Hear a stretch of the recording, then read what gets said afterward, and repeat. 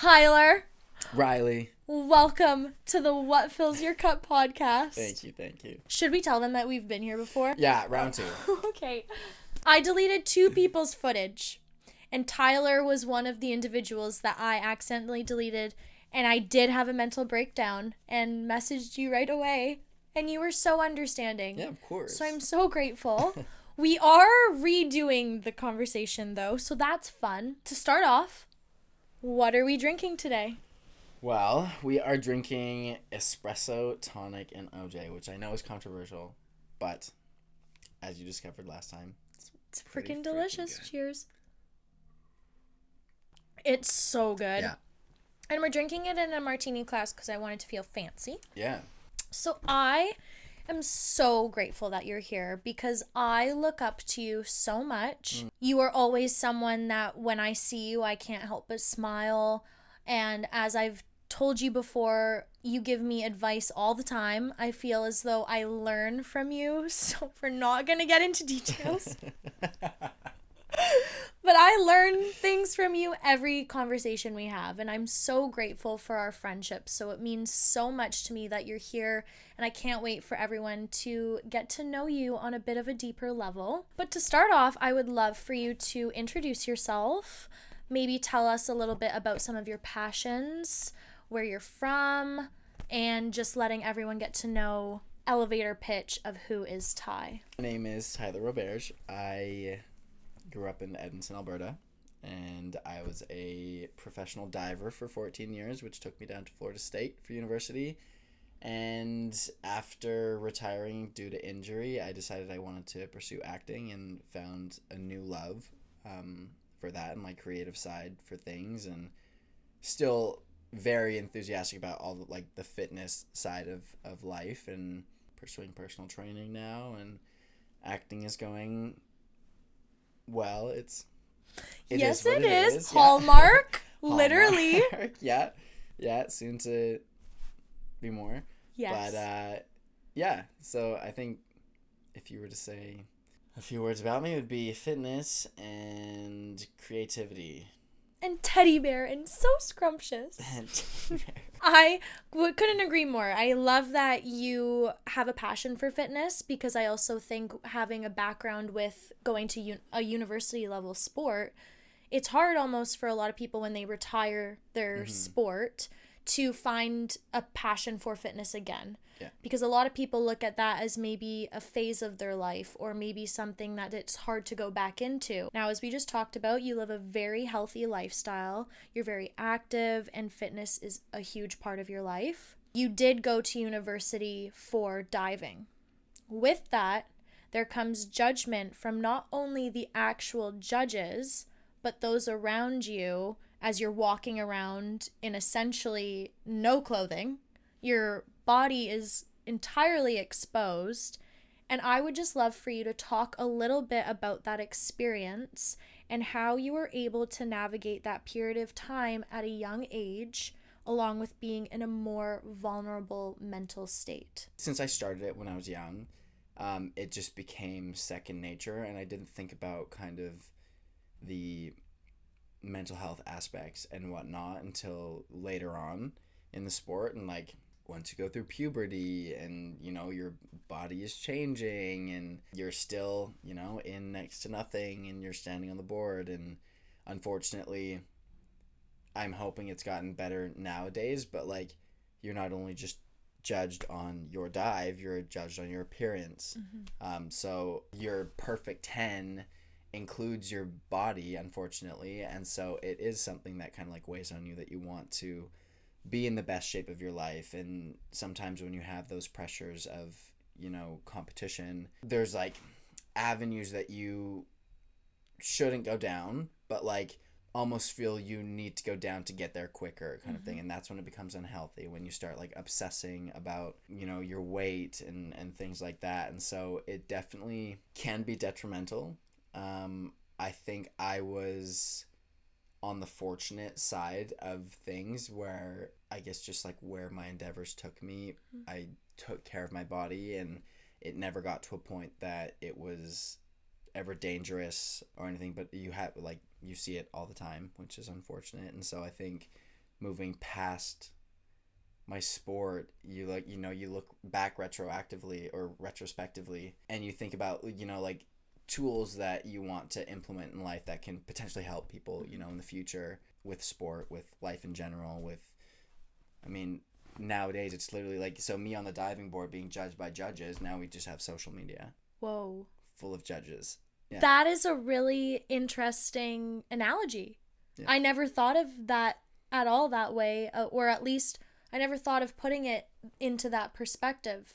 Is you were judged growing up with your sport, and I don't think social media was really a thing when we were younger. Mm-mm. But now you're getting judged on thousands and thousands of eyes on a platform, which is kind of scary if at times. Do you ever feel a bit scared or wary of that?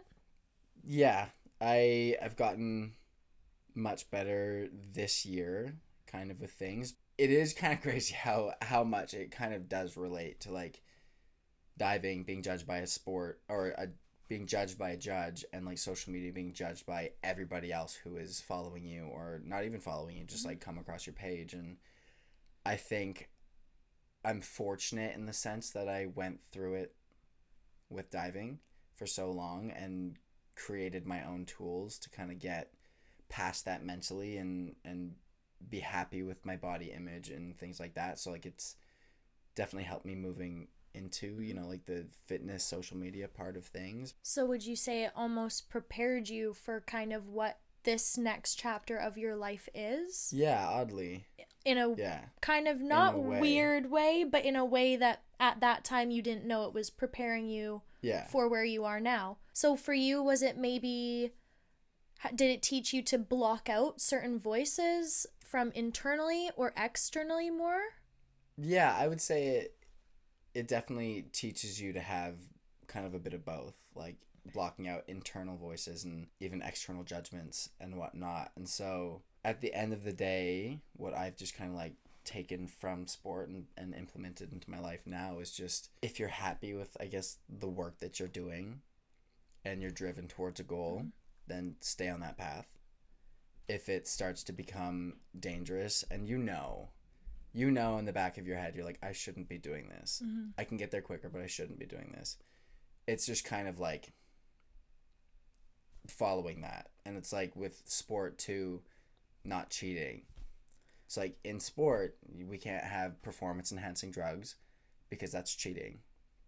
So in life, like having like performance enhancing things, or like dangerously supplementing, or not eating, or like things like that, those are all kind of like versions of cheating yourself out of the healthy lifestyle that you want. Mm-hmm. The way I'm hearing this is actually understanding what's healthy versus just waiting to see your results, doing it in a healthy and sustainable way, opposed to just, okay, this is what I want, what's the quickest way I can get it, instead having that mindset shift of, okay, this is what I want, what steps do I need to take in a healthy and sustainable way to get there. Being goal oriented versus like process oriented. Whoa, so you're so full of knowledge. I was saying that Tyler should have a podcast because he is so wise. You are so freaking wise. You actually are. Don't shake your head, because I think you're one of the smartest people I know. Oh, gosh. Playing into what you just talked about, I also firmly believe that taking care of your mental health is just as important as taking care of your physical health. Mm-hmm. And with diving and playing a sport that put a lot of pressure on the way you looked, and as you just touched on, has now successfully helped you where you are now. But you were talking about tools and the tools that you were using or have been able to learn from that phase of your life to what you are using now. Mm-hmm. So would you be able to share maybe some of those tools that you implement in your everyday life that help? I think one of the biggest things is kind of trusting the process, which is kind of hard to see because we are blinded by this goal-oriented mindset. When you think about things as like being goal-oriented, you're constantly being like, I'm not there yet. Instead of having these process goals in between that you can see more of those like changes towards that goal, where it's kind of you take that step back and you can see the trajectory, but you might not be able to see that if you're just focused on this end goal. But like trusting the work that you're putting in, and just like knowing, I guess, that like you're doing what you can, no matter what other people are doing on social media or how quickly they got wherever they are. Everybody has their own timeline, everybody has their own journey, and so trust that you're putting that work in and moving towards your goal. Another aspect of it is like thought stopping, and that's something that was like huge for us with sports psychology.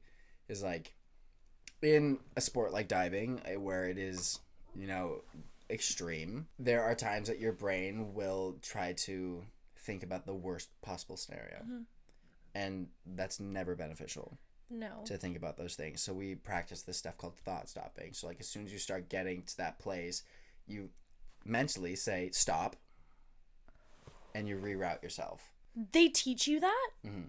Is it because it would almost be like a mental block? Because you can create mental blocks for sure.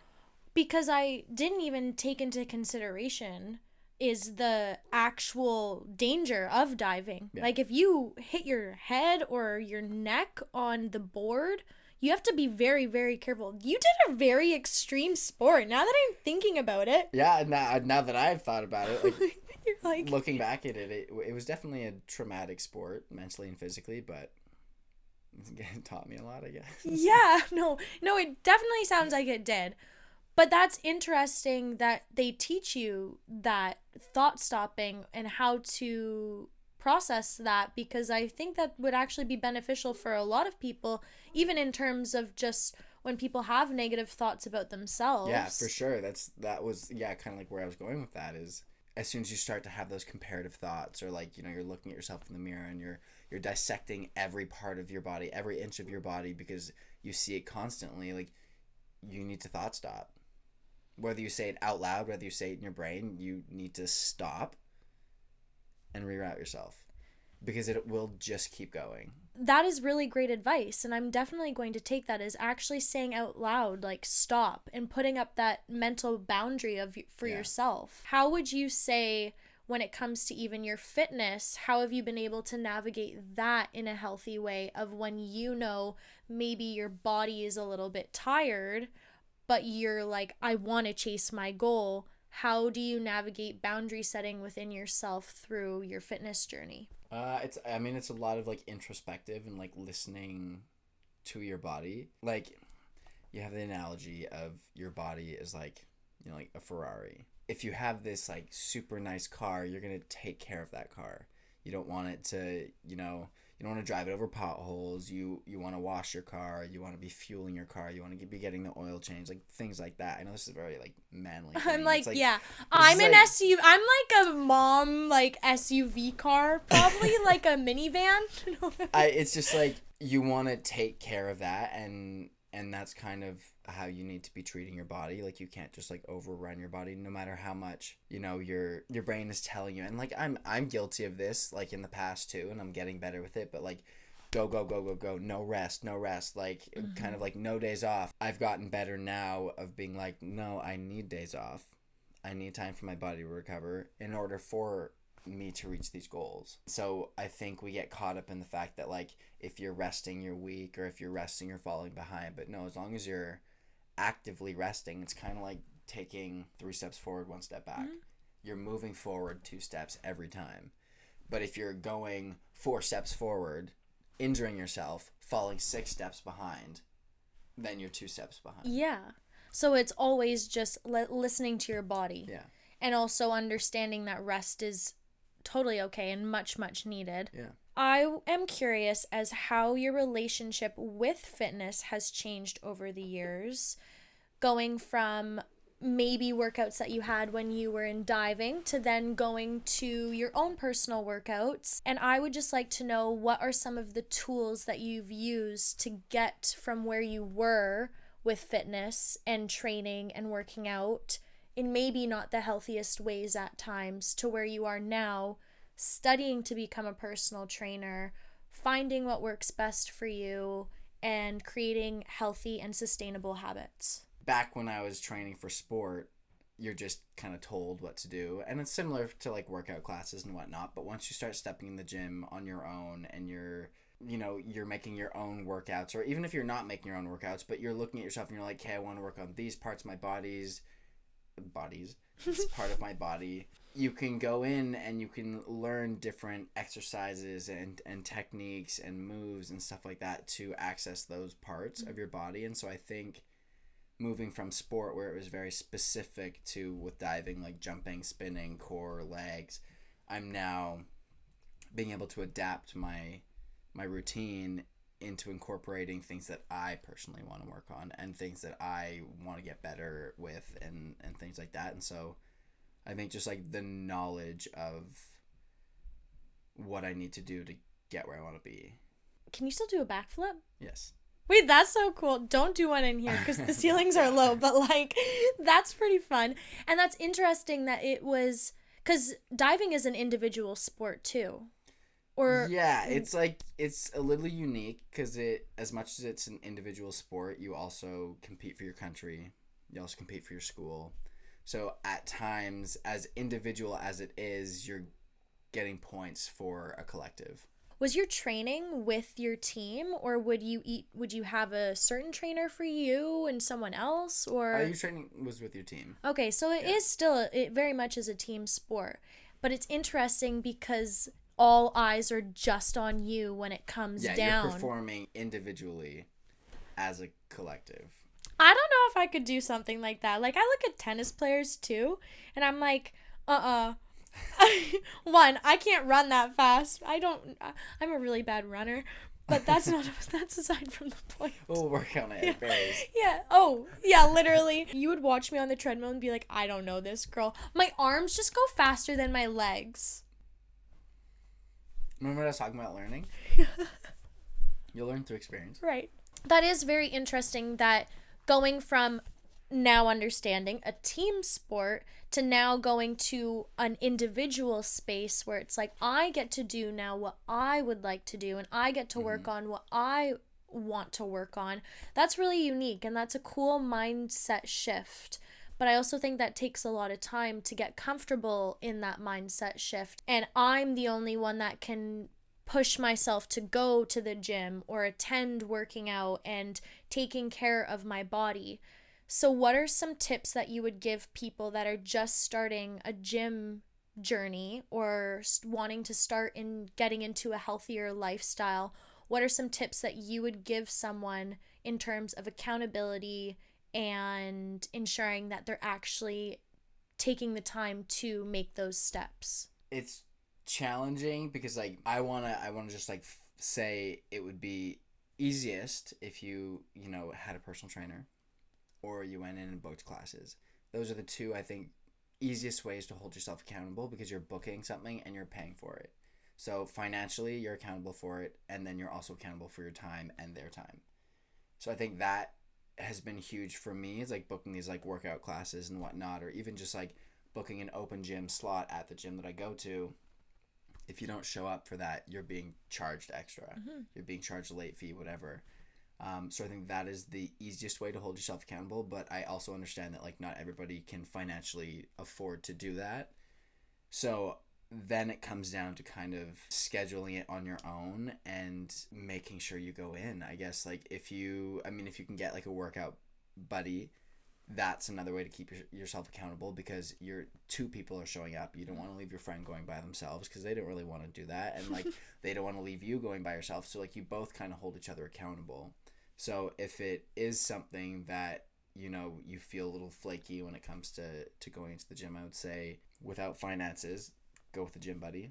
If you have the finances, book a personal trainer or book some fitness classes. I love all the tips and insight that you've been able to provide, and as someone that is training to become a personal trainer, I think that you are very relatable, and as someone that does feel anxious in terms of starting fitness and all that, I think you are the perfect person to have guide other people because you are full of knowledge and you are very encouraging and supportive. And one of my favorite things about you is that you want other people to succeed as much as you want to succeed. And I think that's part of diving. the individual but collective. I mean, life is very individual, and we're all working on ourselves for ourselves. There's that collective part of it where, like, you know, you are the sum of your whatever 5 closest friends, whatever that quote is. And so, like, in that group, you want to be supporting everybody and pushing for them to be the greatest that they can be, and in turn they're doing that for you. So everybody's just collectively bringing each other up. And so that's my collective. I'm the individual, but that is my collective. It sounds like, in terms of life experience, you've been able to actually learn so much and carry so much of that time of your life with you into where you are now, which is amazing. And that's why I love sports, and that's why I love community, because they do teach you so many valuable life lessons.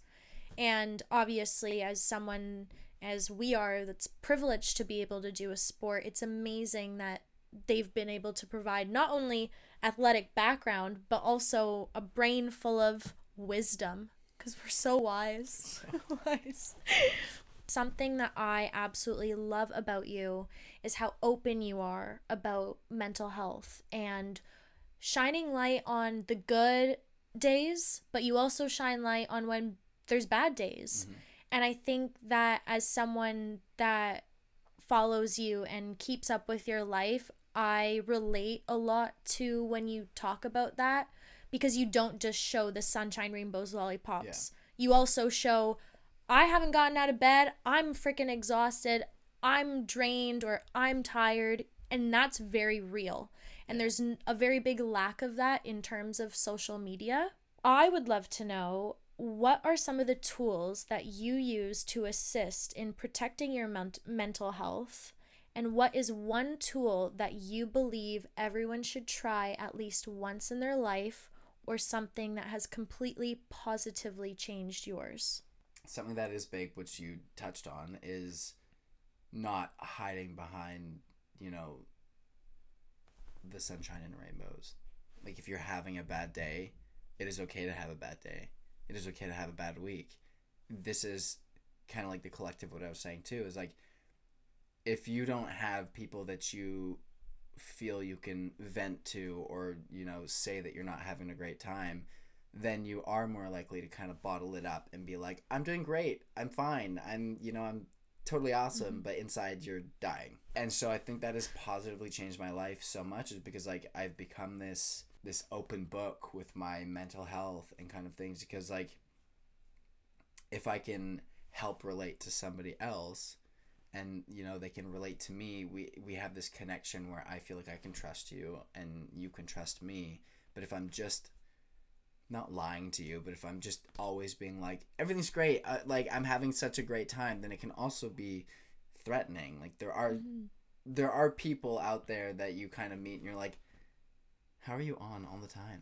Yeah, like, are you okay? And the truth is they're not on all the time, but it feels unrelatable, and it feels like you almost can't trust them, but it's like you almost assume that they don't understand what you're going through. Yeah. I just try to be open and honest all the time, so that people understand and know that I'm going through my own version of things, and I'm here for you. I hope you're here for me, kind of thing. So I think that has positively changed my life for the better, not focusing on the negatives, but expressing the negatives. I love that. I think with also what you were talking about is, for those people that are constantly on, as someone listening or the person on the other end, it can feel a bit isolating, and it can feel a bit of, well, everyone around me is happy, I'm now alone. Like, it can make other people feel alone or isolated in their own emotions and feelings. And I love that you are just open and honest about those feelings, and when times are difficult, because it allows individuals like me, for example, to also sit back and just tell myself, you know what, I'm not alone. It's okay that I'm having a bad day or a bad week, could be a bad month, but being open and honest about that is something that I really admire in individuals like yourself. So I thank you for being so open and honest all the time, because you and your words have positively impacted and changed my life, and I hope you know that. So I'm very grateful for that. I'm very grateful for you and having the ability to like say this stuff and know that it's not just bouncing off of you. No. Like when I say this stuff, like I know that you're thinking about it, you're empathizing with things, and like it feels very connecting. Thank you. That means so much to me. Sorry. Don't cry. I know. I can't cry because I already cried during an interview and people were like, "Are you crying?" I'm like, "I know. I'm just emotional." Okay. I have one final question for you. And I ask all of my guests this question, but Tyler, what is your favorite thing about yourself and why? I think my favorite thing about myself, and it's not taking me a while to think of one, it's taking me a while to, which is great, to like narrow one down, because I've gotten to a point that I do like a lot of things about myself, which is nice, because there was a point in time that I didn't like a lot of things about myself. But I would probably say my boundaries. Yeah. Because we kind of touched on the subject last time of like the spoon theory, and how every day that you wake up you have a certain amount of spoons, and every time you do something it takes a spoon, or it can give you a spoon. And through boundary setting and expressing when I'm not feeling, my greatest, it's allowed me to conserve as many spoons as possible and know where to put them and who to give them to and who will, like give me some spoons back. And so like setting these boundaries and understanding them has, I think, positively impacted my life a lot. And I think the people around me as well. I love that you have so many things that you love about yourself, because there's so many things that I love about you. One of my favorite things about you that I want everyone to know is your heart. And your heart is, when I get emotional when I talk about it, because you have just made me, for so many years that we've known each other, feel so seen and heard and valued. Any person that you meet, you touch their heart, and you've touched mine so many times in all of the years that we've been friends. And I would love for them to know how beautiful your heart is. And that's my favorite thing about you. And I love, sorry, and I just love who you are as a person. And I am so grateful that you came on today. And I'm so excited for everyone to get to know you. Thank you again so very much, because I know what this conversation is going to do for so many individuals, and I know that these topics are going to resonate with so many individuals, man, woman, however you identify, it is going to resonate with people. And I love that we were able to sit down and talk about that today. So thank you. I love you. I love you too. That concludes today's episode. Thank you guys so much for watching the What Fills Your Cup podcast. If you haven't heard it today, I love you, and do not forget to tell someone you love them, because you never know who needs it a little extra. Bye, everyone.